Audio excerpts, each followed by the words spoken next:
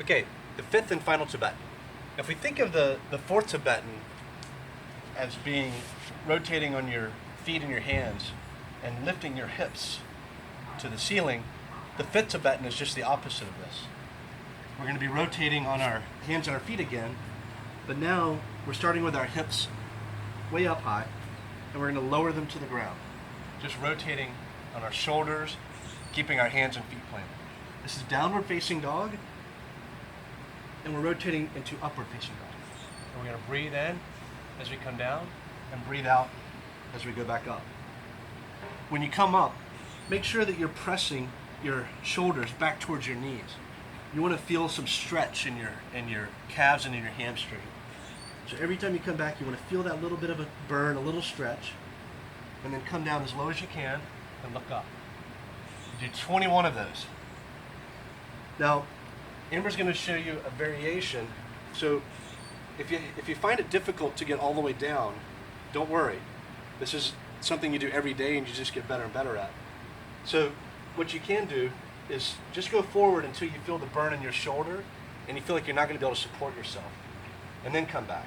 So you just moved a little bit, but if you do 21 of those, just that much, tomorrow you're going to be able to do more, the next day, the next week, the next month you're going to be doing the whole thing. So you can work yourself toward plank eventually. You're lowering, just go that far and then come back up. Because at first you might feel a lot of burn in your core and your shoulder when you get to plank. And then after you're doing plank for a few days or a week, you're going to find that when you go down, you can lower your hips a little past plank and then come back up. When you push yourself up, you're really going to feel it in your shoulders. You're going to feel it all in your back and in your core and your thighs. And eventually, after doing this for a while, you're going to be lowering it, looking up toward the ceiling. You got the whole thing. So you can do 21 of those. And now, when those start to feel a little too easy, you can get to the 21 and you're not really spent.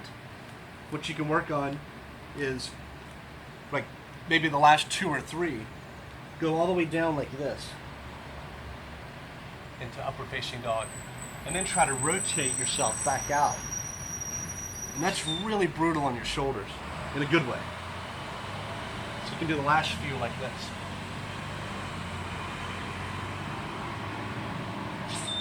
And that's it. And after each of the 5 Tibetans, we breathe.